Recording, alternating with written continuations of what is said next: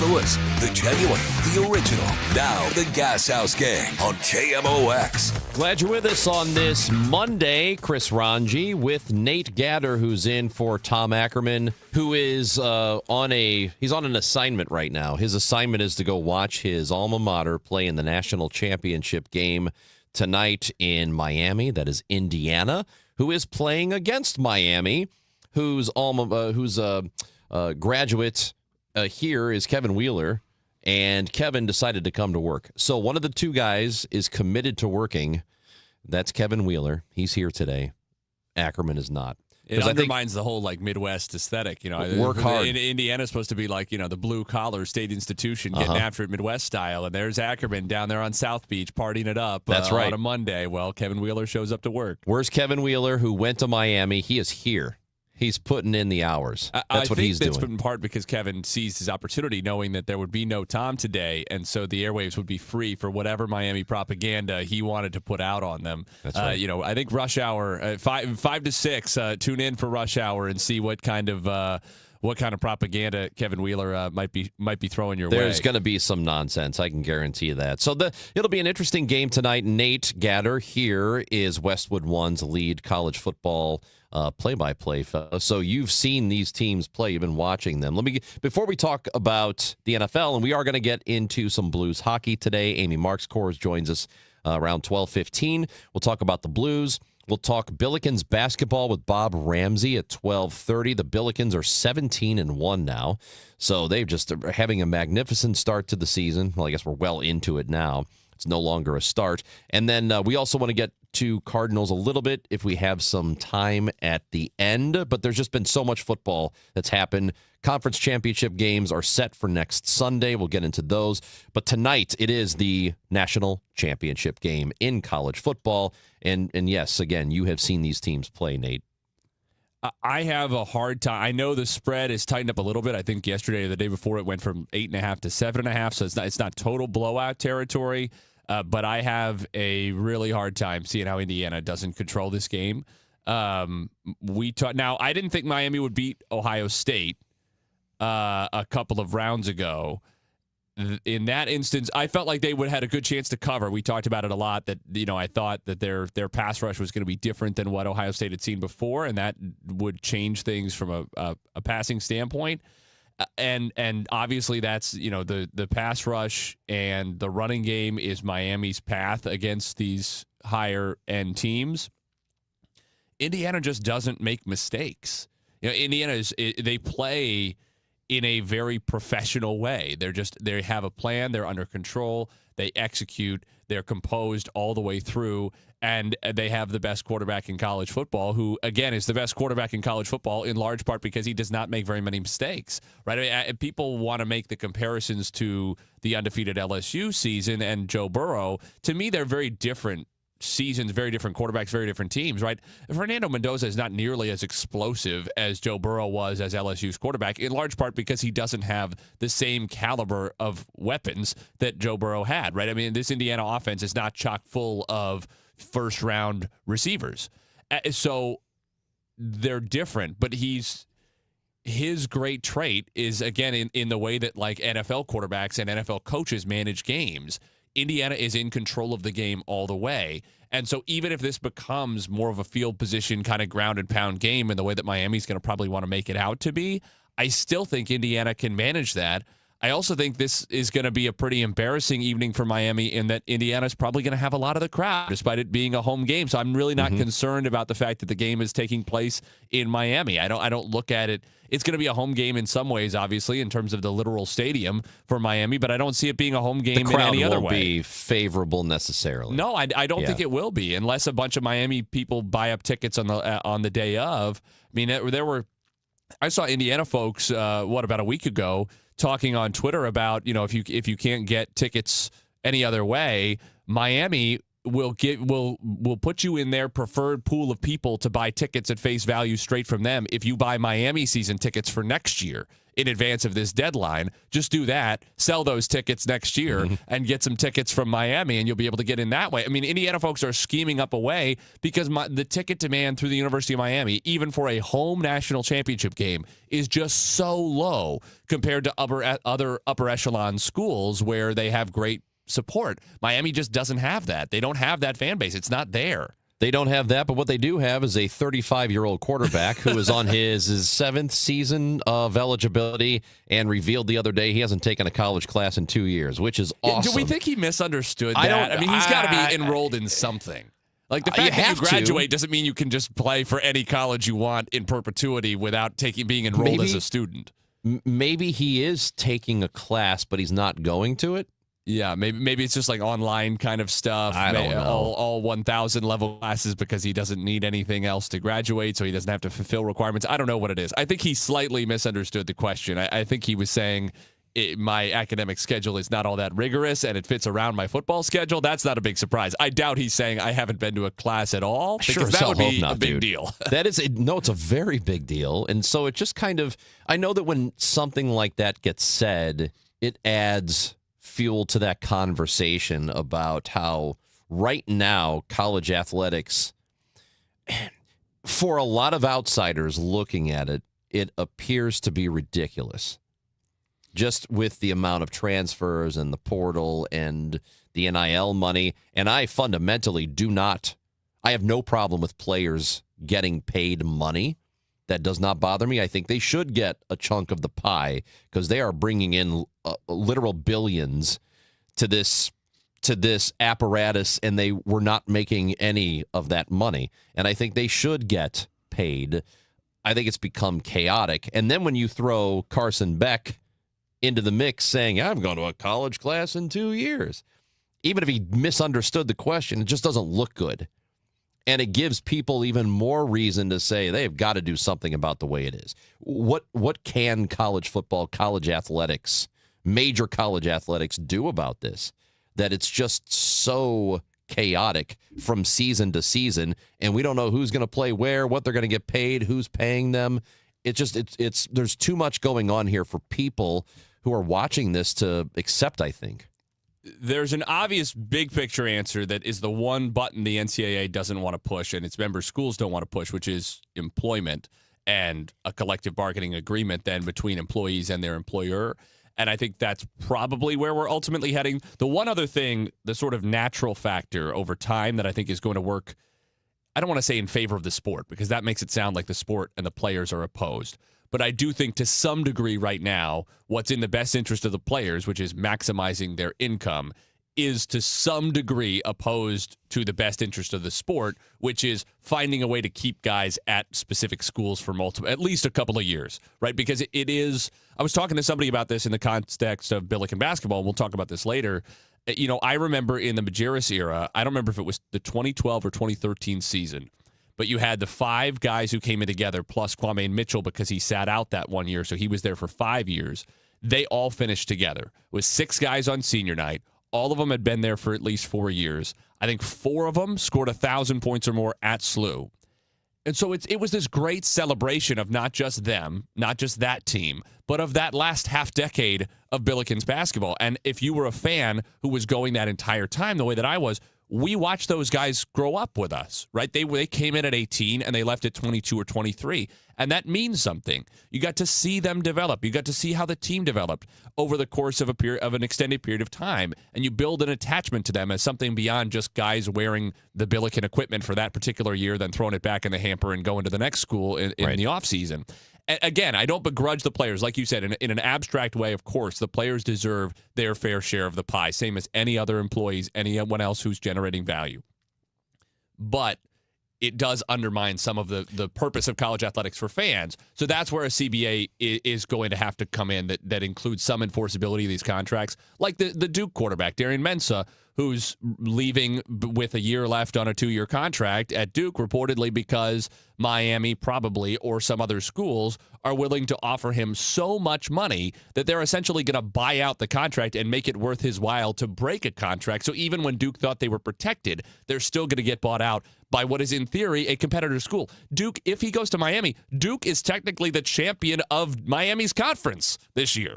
And they would be losing him to a school within their conference. Now, obviously, Miami had a better season and is a better team and is a better program than Duke. But the point is that that's not sustainable for fan interest purposes. There just has to be more than that.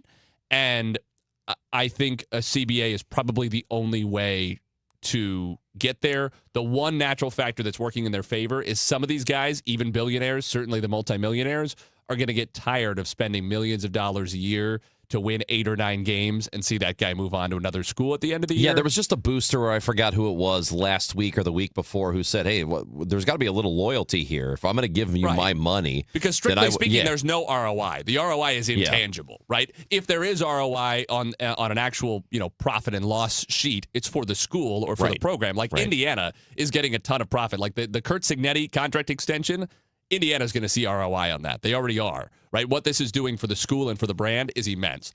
Mark Cuban specifically as an individual who's funding a bunch of the NIL and probably a good chunk of the Cignetti extension for IU, he individually is not, it's not like he bought Indiana stock and he can later sell it for a 500% profit a decade down the line, right? He individually is not going to profit. So he needs to feel like he's getting what he's paying for. He certainly does right now. To Duke's donors, maybe not. I would put this like this. If you're a Cardinals fan and it's professional sports, yes, you're rooting for the jersey because the jersey represents your city, but a lot of what you're rooting for is a collection of individual players on your team, and you're used to at least a good amount of continuity from one season to the next. This guy is going to be here. Yadier Molina is going to be here for a few years. Albert was going to be here for a few years. And Adam Wainwright was going to be here for a bit, right? You knew these things.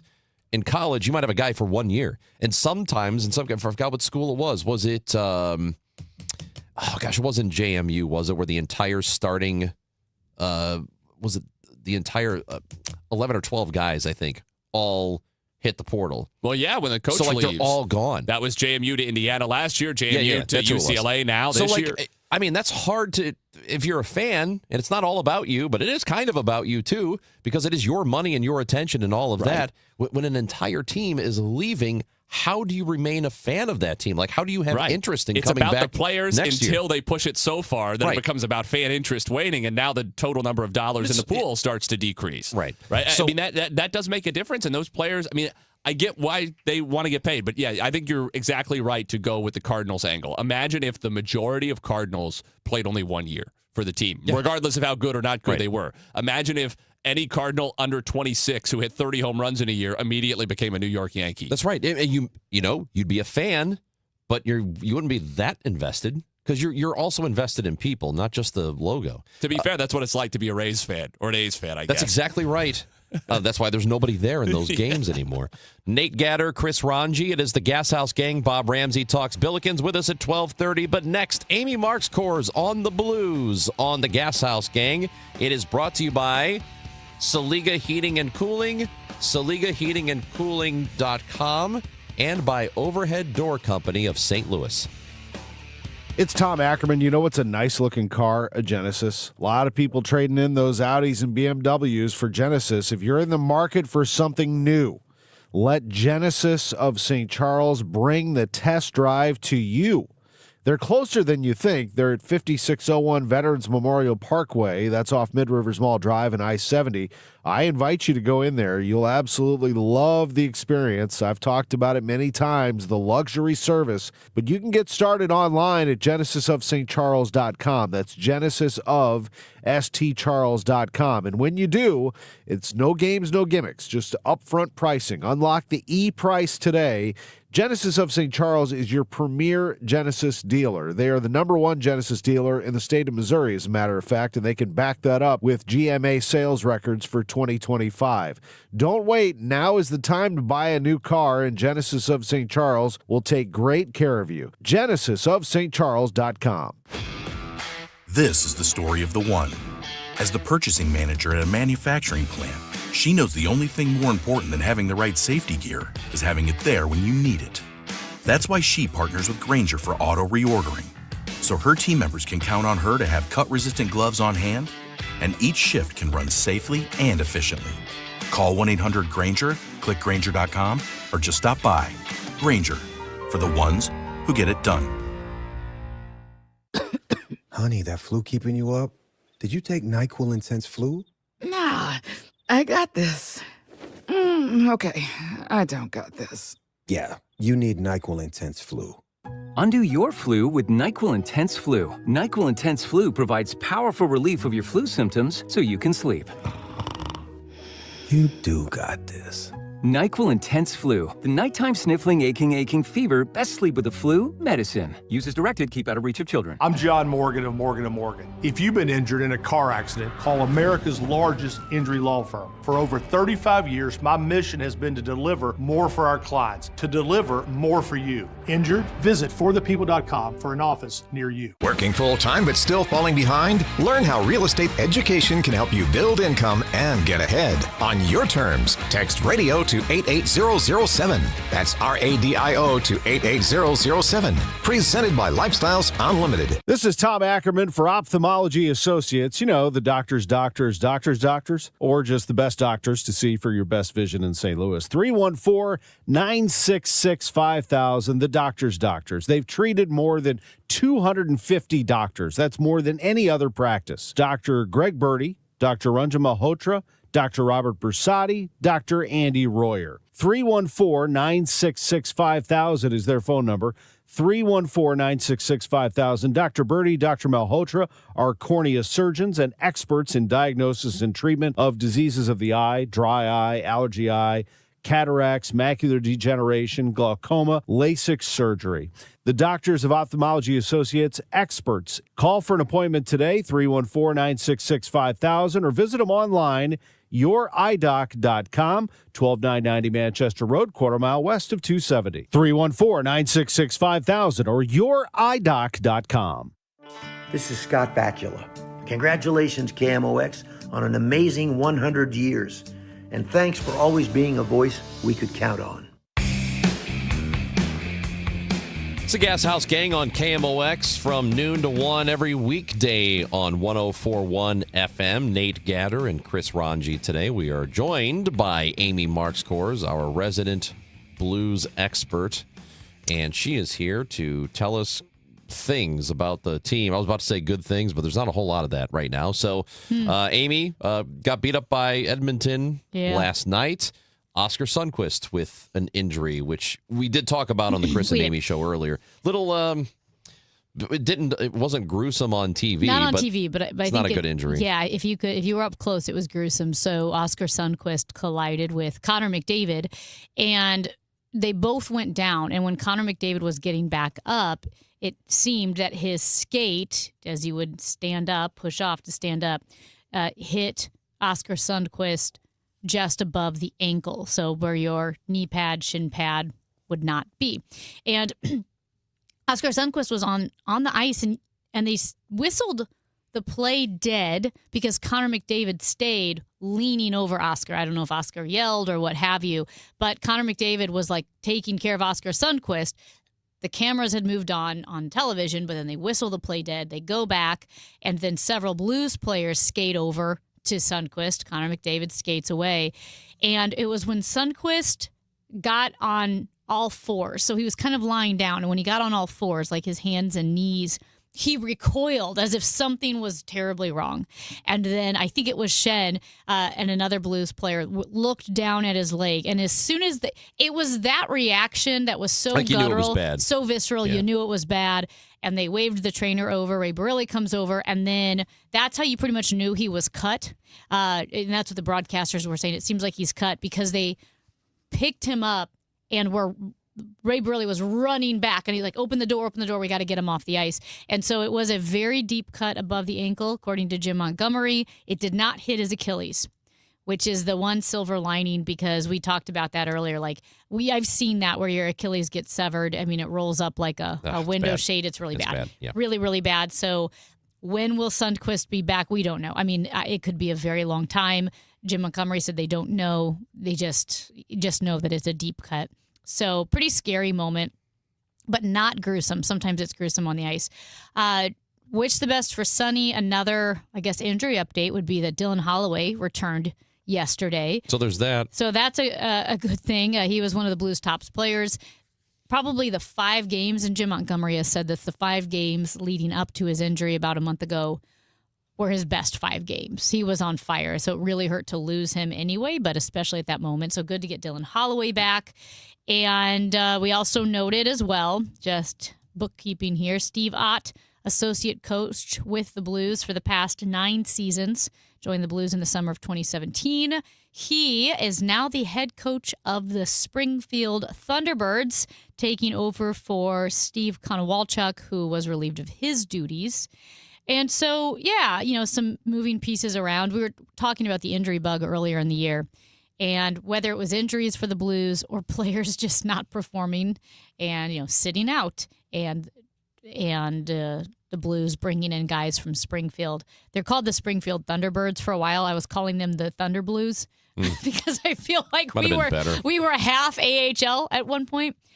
Bennington, gives up 5 goals last night. I will say the Blues did not play well in front of him. They just That's kind of been the thing, though, all year, hasn't it? Weird. Yes, but I mean, Bennington has not been sharp. No, he has not been sharp. It doesn't explain away everything. It doesn't explain away everything, but the Blues did not look good in front of Bennington. And, Nate, I think we were just chatting about Connor McDavid, and when you watch him play, you just focus on his speed and his edge work. Like, when do you ever notice edge work of an NHL player? His is so spectacular that you can casually watch the game and notice he's doing things with his skates that you don't see anyone else do.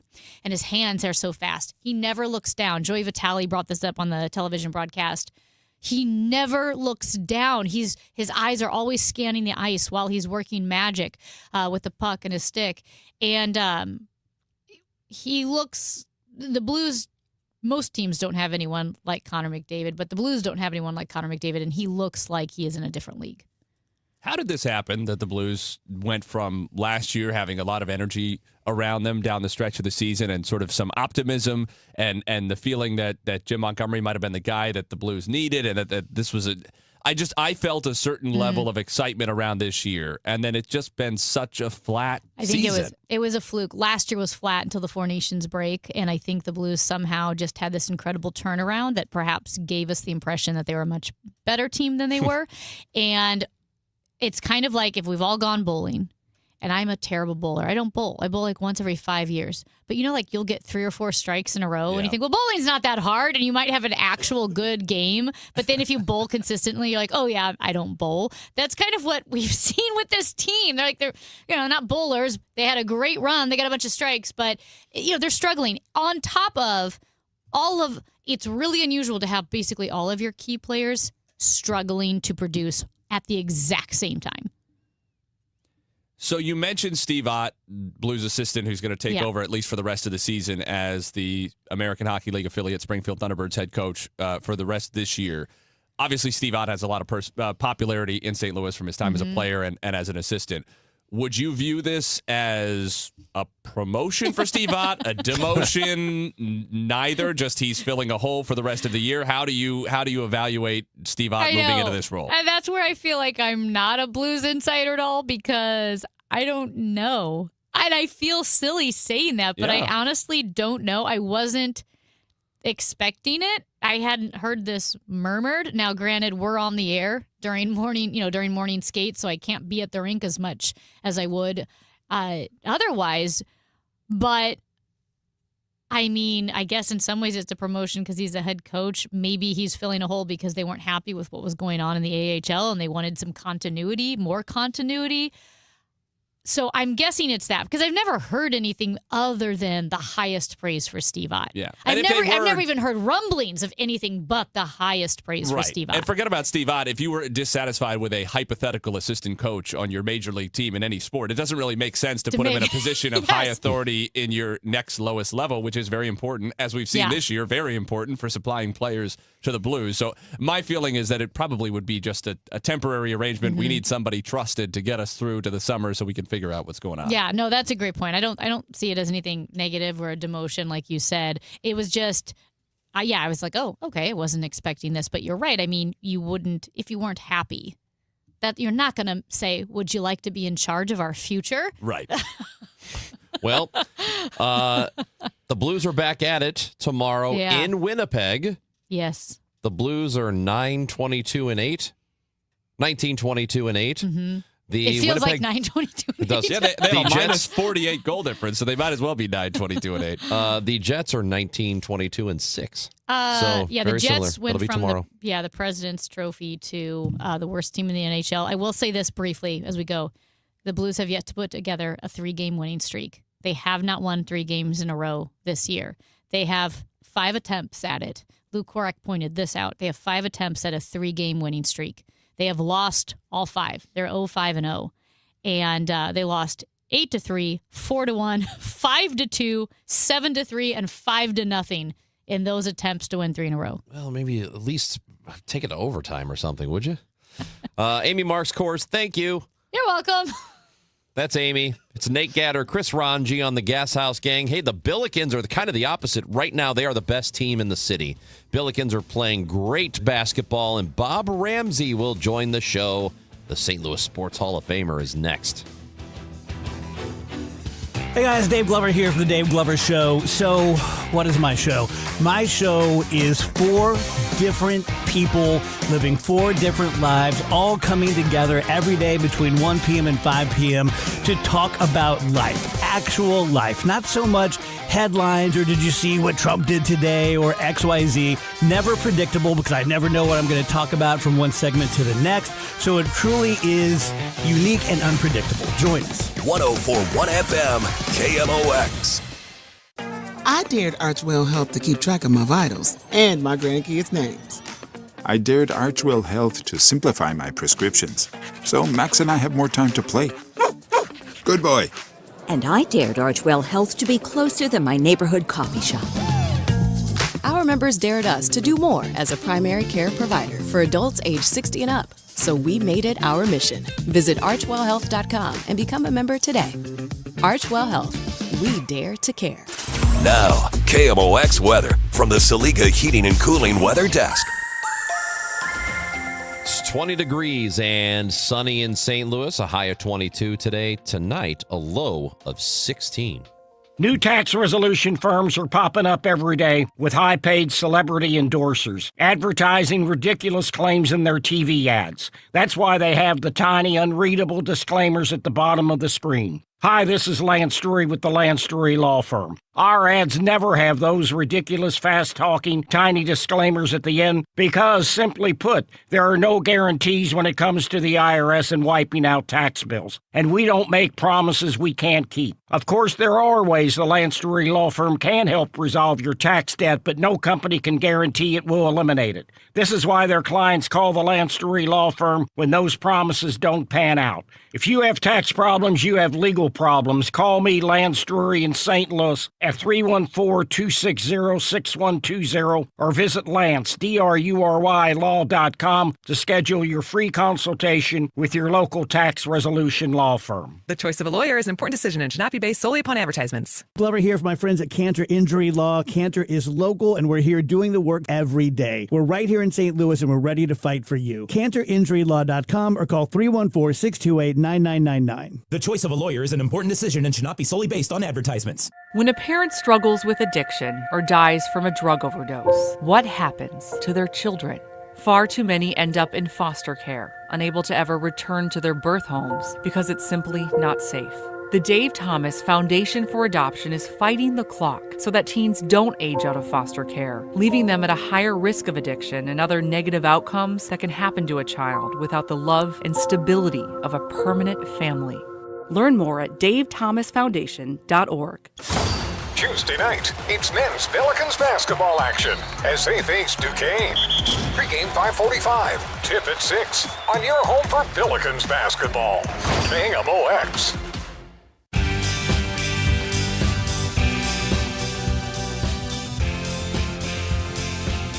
It is the Gashouse Gang with Nate Gatter and Chris Ranji today. Tom Ackerman is down attending the national championship game between Indiana and Miami. So it's Nate and me today. We go to the guest line and we bring in St. Louis Sports Hall of Famer Bob Ramsey. He is the voice of the Billikens, a team that is right now, as we begin this discussion, Rammer, they are 24th in the Associated Press poll. They are 23rd in the USA Today coaches poll. So officially, the Billikens have cracked the top 25. Yeah, you knew that with. First of all, good afternoon, gentlemen. Hello, sir.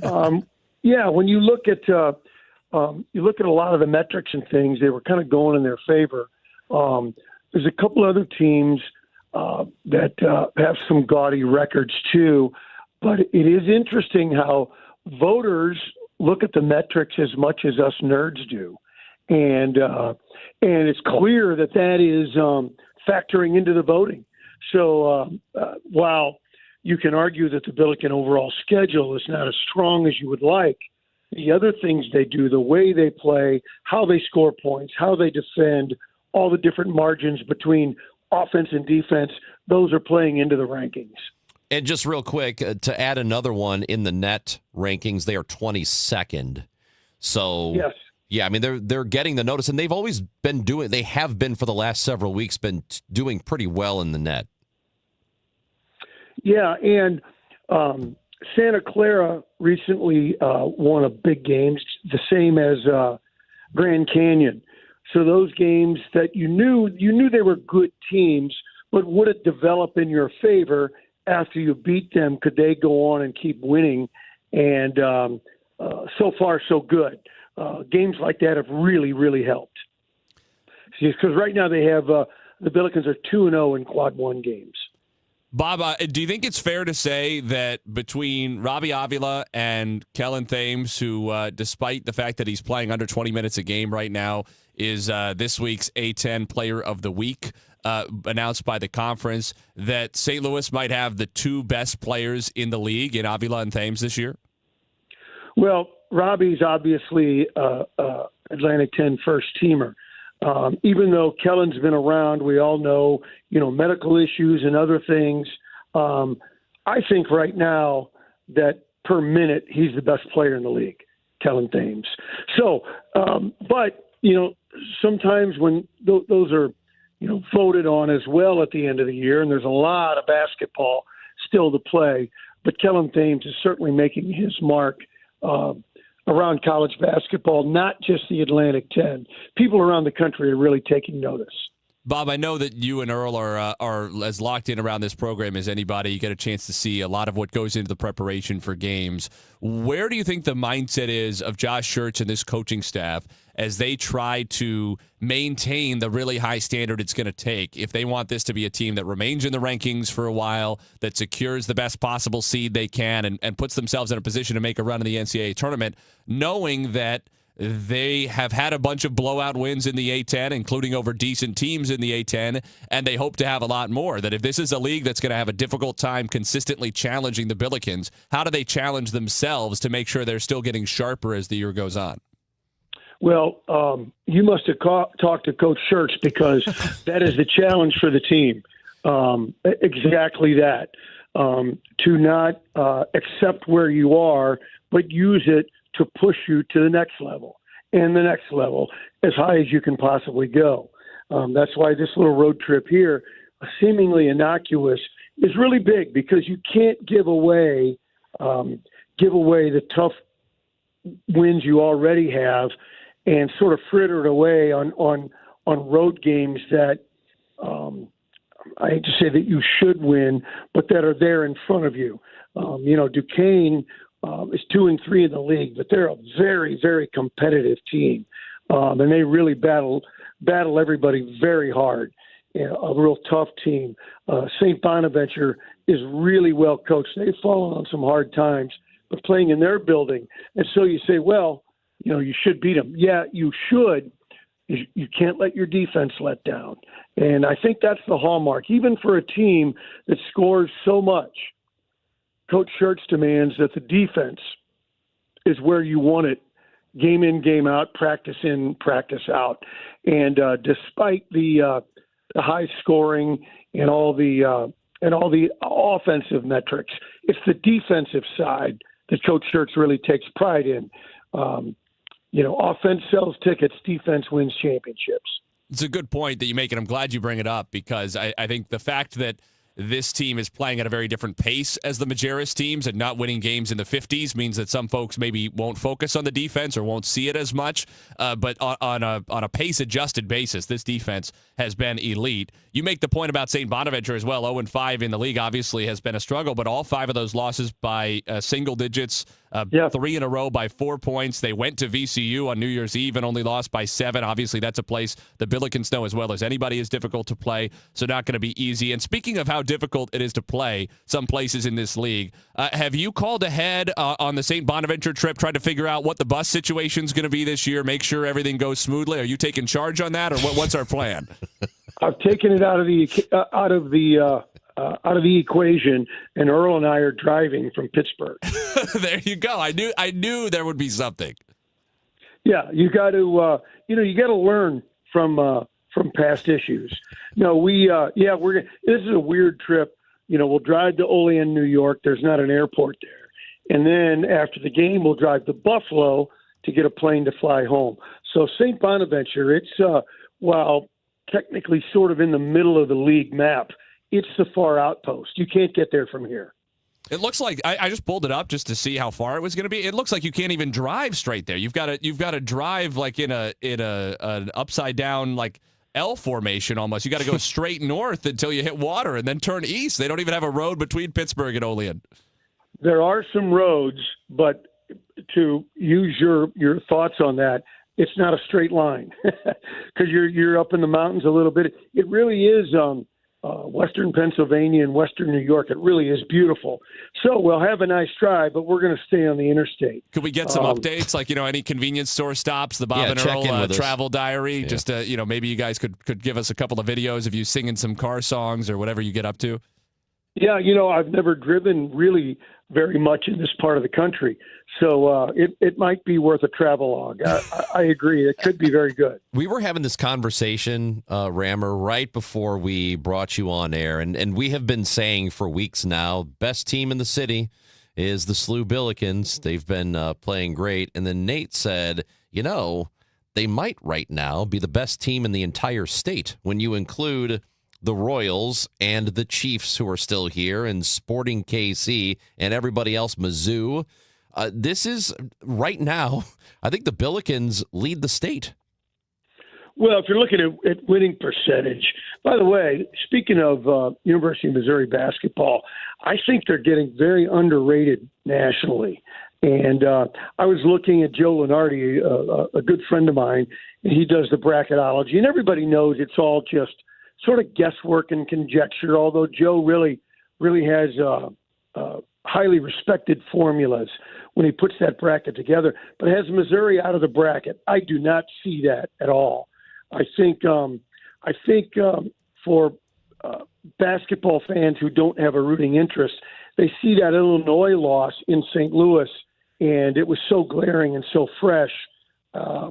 I think, like I say, I think Missouri's being underrated. Time will tell. We got another, 7 weeks of regular season basketball, but I think that's an underrated program. Rammer, I'm taking that one on me, by the way. I said after all these years of living in St. Louis, and I had never been to bragging rights as a fan, I was like, all right, this year I'm going to do it. And I did. And I watched the Tigers get pummeled by 45 points. Yeah. But to your point, I mean, it was a walking wounded Missouri team missing a couple of key pieces. Yeah. It was a very poor performance no matter what. I don't think 100% health would have saved them in that game. But yeah, just totally ugly. But you're right. If you are willing to kind of set that one aside as an aberration, I think the resume is pretty solid. Yeah, I think so too. And what I love is when most or all of the teams in our region, our St. Louis area fans from Mizzou to Illinois, SIU Carbondale, SEMO, Lindenwood, SIUE. You've got pretty good basketball all around the region, and that's a lot of fun. And in my view, it's really good for the game overall. No matter who you root for, particularly when everybody has some good things going, I think it's great for the game. Billikens tomorrow on the road. They've got Duquesne. 6 o'clock is the tip. We have the pregame show at 5:45. You'll be able to hear Bob and Earl on the call for that game, hoping for win number 18. Bob Ramsey, we love you. Thanks for visiting with us today. And as we say goodbye, tell everybody about our friends at Royal Banks of Missouri. Yeah, of course. Thank you, fellas. If you're going to purchase a home or even thinking about it this year, Royal Banks of Missouri's local mortgage lenders offer competitive rates and personalized service, and they're there to help you find the right home loan option for you. There are options. Visit royalbanksofmo.com to learn more. Royal Banks of Missouri, member FDIC, an equal housing lender. KMOX, celebrating 100 years. Presented by Purina, your pet, our passion. Now, a KMOX pioneer. Known to listeners as the Big Bumper, Jim White turned KMOX's overnight hours into one of the most distinctive shows in American radio. Starting in 1969, his sharp wit, curiosity, and conversational style made late-night listeners feel like they were part of an exclusive club, where the phones never stopped ringing and the stories flowed freely. I'm Jim White. I am that which goes bump in the night. I'm kind of scared to say what I have to say. Okay. No, I just hung up on the last guy because, never mind why I hung up on it. Monday through Friday, the night side, on KMOX, St. Louis. Jim's warmth and personality created a loyal community that spanned decades, proving that even in the quietest hours, KMOX was alive, connected, and always listening. Jim White, a KMOX pioneer. I'm Bob Burke, founder and chairman of Burke America Parts Group, a family of brands that includes RepairClinic.com, an appliance and HVAC parts solution company that's grown into an international brand. Before AmericanEagle.com, we partially launched a new technology platform developed by another firm. American Eagle helped take our technology to a whole new level with digital marketing, software development, and business insights into our key markets, appliances, HVAC, and outdoor power equipment, and did so both on time and on budget. AmericanEagle.com has the resources, experience, and talent needed to produce solutions. Our new technology platform, developed by AmericanEagle.com, has produced tremendous results with higher traffic, conversion, engagement, and online revenue. If you have any home repairs you need to take care of, check us out at RepairClinic.com. If you need a world-class website or technology project, then I would highly recommend AmericanEagle.com. Call AmericanEagle.com at 773-NETWORK. That's AmericanEagle.com, 773-NETWORK. Do you owe $10,000 or more in credit card debt or personal loans? With credit card debt at all-time highs, Debt Relief Advocates is urgently notifying consumers of debt relief now being made available, designed to aid consumers with out-of-control credit card debt. Those who qualify and enroll for this relief program will only have to pay back a fraction of what they owe. This is not bankruptcy or a debt consolidation loan. This is a relief program that credit card companies would rather you not know about, as it ends your debt nightmare and saves you lots of money. Consumers owing at least $10,000 in credit card debt or personal loans can now take advantage of this debt relief as the cost of living skyrockets. Debt Relief Advocates has established a relief hotline for you to call to learn what debt reduction you may qualify for, so don't wait. For this free information, call the Relief Hotline at 800-390-1164. 800-390-1164. 800-390-1164. Now back to the Gashouse Gang, sponsored by Saliga Heating and Cooling, Overhead Door Company of St. Louis, on 104.1 FM, KMOX. The lead college play-by-play guy of Westwood One Sports, Nate Gatter, is with me. Chris Ranji. Nate's also handling some NFL play-by-play. You had the final regular season home game between the Seahawks and the 49ers, and that it did decide the NFC West. And now we have the Seahawks with the Rams in the NFC Championship game next week. It's going to be the Patriots and the Broncos in the AFC Championship. That'll be the game earlier in the afternoon. But let's talk about what happened yesterday or over the weekend, because over the weekend during the divisional round, and I think, Nate, these have been just overall, the playoffs have been a lot of fun. Yeah. They really, I mean, and we're talking no Patrick Mahomes in the divisional round, no Joe Burrow, some of the best quarterbacks in the league, not here. Josh Allen did play, of course.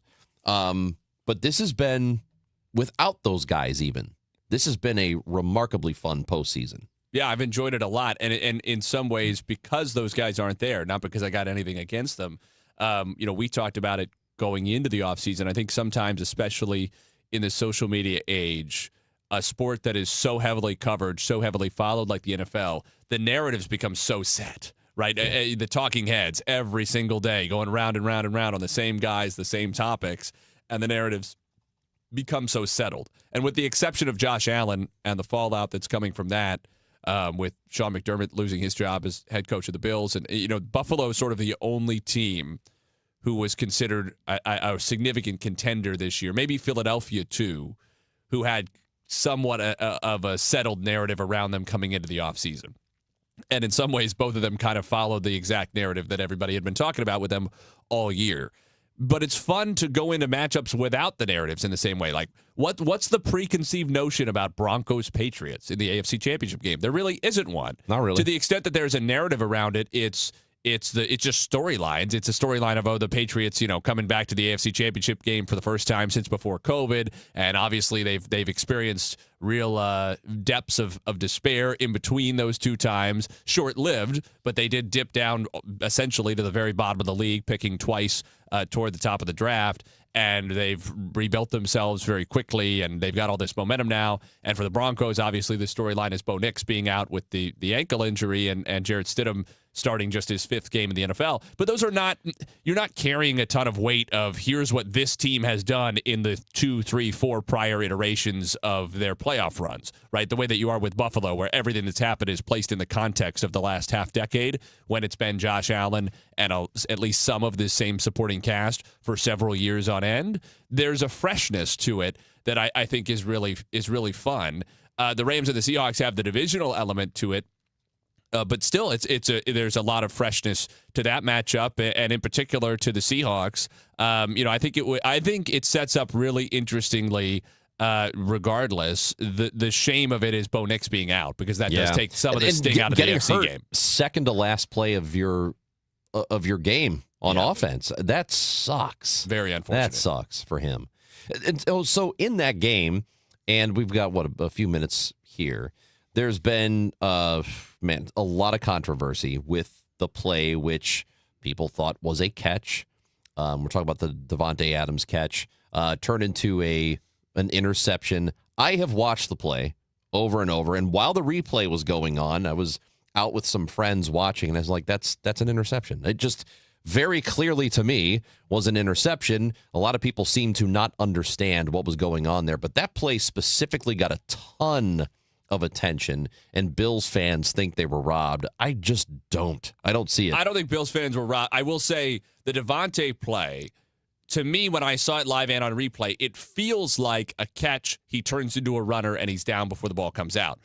But on replay, the issue with that is that the NFL has been very adamant about this idea that in order to become a runner and complete the process of the catch, obviously if you're going to the ground in the way that Brandon Cooks was in Denver, you have to survive the ground, complete the process of the catch. Right. If you're potentially becoming a runner, the way Davante was on the verge of becoming, you have to catch the ball. There has to be 3 steps at an act common to the game.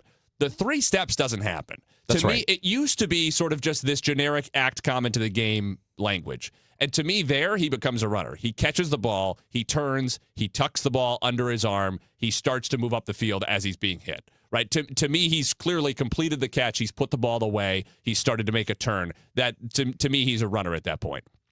But the way they've changed the rule to draw out the process of the catch even more, even for a guy who's not actively going to the ground before being contacted while catching the ball, I can see the point. I don't think the Bills have much of a point. I can see why it looks weird when you see a still shot of Brandon Cooks with the ball in his hands, having a knee on the ground. Mm-hmm. But to me, all that matters is, and what crystallizes it for folks, hopefully, unless they have Bill's glasses on, is had the ball come flying out at that point, instead of being ripped cleanly away by Denver, had the ball been jarred free and gone flying and landed on the ground, everybody would have said that's an incomplete pass. Cooks is going to the ground. He never has possession before he's going to the ground, meaning he has to survive the ground and maintain possession, and he doesn't, and the ball comes flying out. To me, very clear. Same thing. I understand Tre'Davious White's frustration. The pass interference that put Denver down inside the 10, to me, was a clear pass interference. It's unfortunate it happened in that situation, and he's doing what he can. There's a grab on the arm there.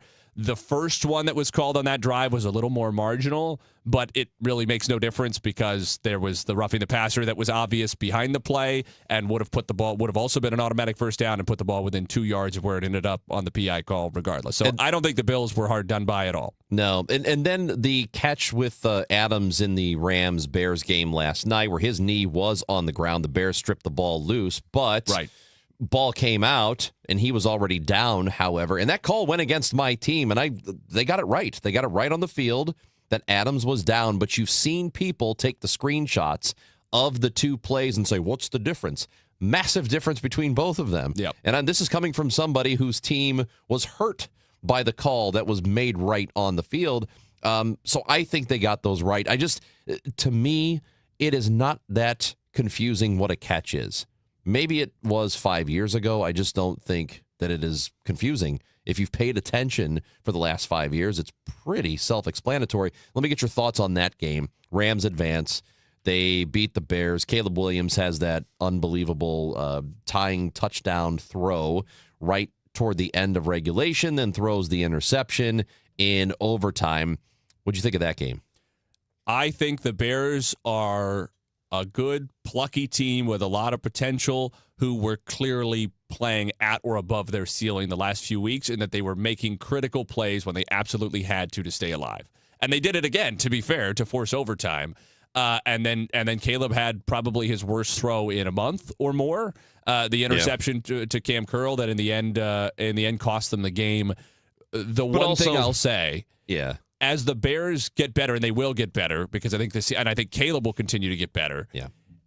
Ben Johnson, I'd like to see Ben Johnson able to corral his instincts a little bit more in big moments. Yeah, he pushes the envelope so consistently, and I like that. I like the ideology behind it. But in a game like that, where the Rams' offense was so clearly struggling in the conditions and having a hard time finding a rhythm, I'd like to see him be willing to trust his defense a little bit more. Sometimes take the points.